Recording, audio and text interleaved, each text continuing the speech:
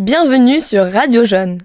Nous avons aujourd'hui dans le studio Claude Antier, journaliste qui a enquêté sur les émeutes de 2005.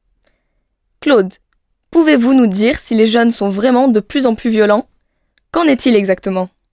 Oui, c'est une réalité. La violence des jeunes est en progression en France. En 20 ans, le nombre de délits violents commis par des jeunes a plus que doublé. Mais il faut également se rappeler qu'elle ne touche que 2% des moins de 18 ans.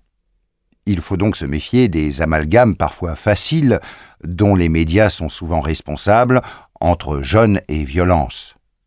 Pourtant, ce sont essentiellement des jeunes qui ont participé aux émeutes en 2005, non ? Pouvez-vous nous rappeler les faits, nous dire ce qui s'est passé dans les banlieues en 2005 ?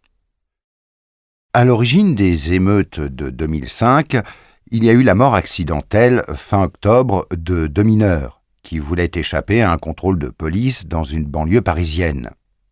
Le soir même, des dizaines de jeunes ont réagi contre ce qu'ils ont estimé être la répression policière excessive. Ils ont attaqué des policiers, des pompiers, des bâtiments publics et ils ont brûlé des voitures et des bus. Mais ce n'était pas un phénomène nouveau. Il y avait déjà eu plusieurs émeutes de ce genre dans les années 80 et 90. La différence ici, c'est que la violence s'est étendue à d'autres banlieues ? Oui, début novembre, la violence s'est étendue à d'autres cités dites sensibles dans toute la France. Le bilan des émeutes a été assez lourd, plus de 6000 véhicules et des dizaines de bâtiments publics brûlés, des dizaines de blessés légers, 3 blessés graves et 1 mort. La police a interpellé plus de 1500 personnes. Le gouvernement a décrété l'état d'urgence. Alors, comment expliquer l'escalade des réactions violentes des jeunes des banlieues ? Tout comportement de violence est inexcusable. Mais si on regarde les chiffres, on peut comprendre le ressentiment des jeunes. Les banlieues connaissent 2 fois plus de chômage que le reste du territoire et presque 3 fois plus de pauvreté et de précarité. Il faut ajouter à cela le fait que ces jeunes se sentent isolés et rejetés par les institutions comme l'école et constamment humiliés aux yeux de tous. Par exemple, en juin 2005, Nicolas Sarkozy, élu par la suite président de la République, avait appelé ces jeunes des cités la racaille et disait qu'il allait nettoyer les cités au Karcher, en faisant une fois de plus un amalgame dangereux entre violence et immigrés. Amalgame repris constamment dans les médias. De ça, les jeunes, ils en ont assez. On oublie que la grande majorité des jeunes des banlieues sont français, nés en France, même si leurs parents sont nés ailleurs. Eh bien, merci beaucoup pour cette analyse. Nous allons passer à une autre rubrique, mais tout d'abord, une page de publicité.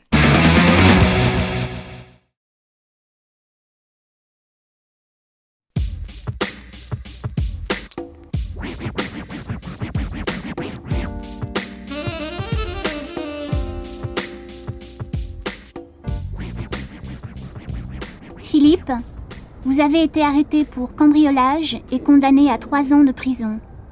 Vous aviez 19 ans, vous en avez maintenant 25 et vous militez pour la réforme pénale. Pourquoi ? Parce que je crois que mettre quelqu'un en prison, c'est pas faire de la justice, c'est faire une injustice. Expliquez-vous.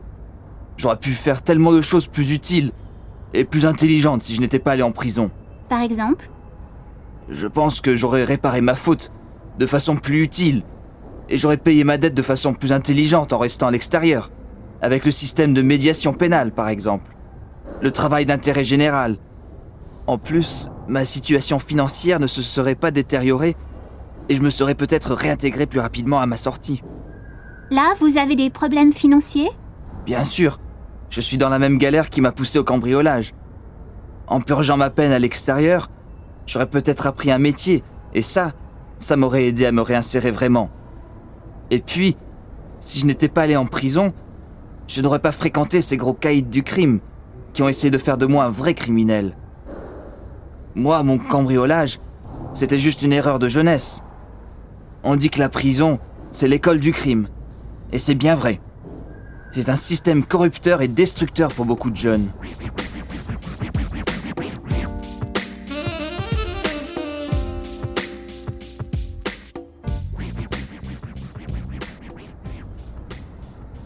des conditions de vie et de détention à la prison?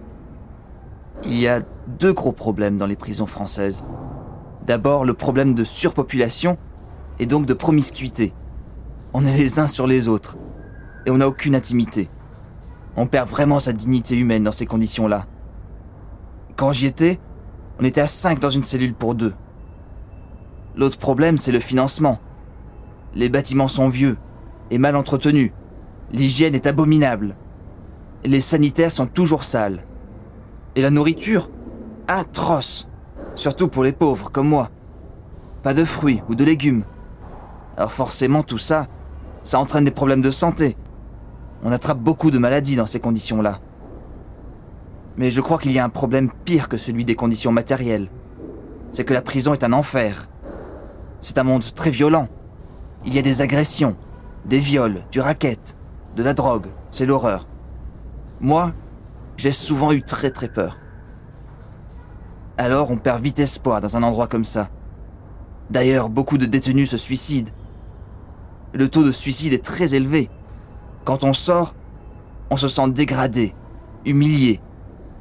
C'est comme si on n'avait plus rien à perdre. Alors beaucoup recommencent. Ils récidivent. Le taux de récidive est de 60%. Ça montre bien quand même que le système ne fonctionne pas.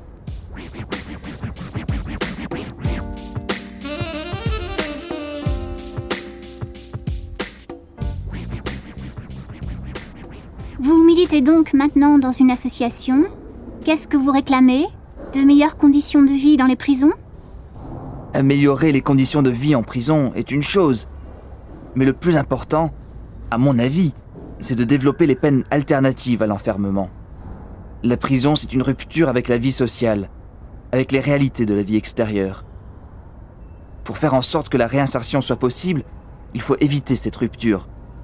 Il faut maintenir les liens familiaux et sociaux pour pouvoir redevenir un citoyen à part entière. Quand on a commis un crime, il faut être puni. Mais quelle est l'utilité d'un emprisonnement tel qu'on le pratique maintenant? Des alternatives?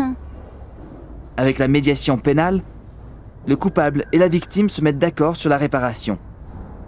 Pour un cambriolage, par exemple, on pourrait envisager de faire des travaux de nettoyage ou de peinture chez la victime.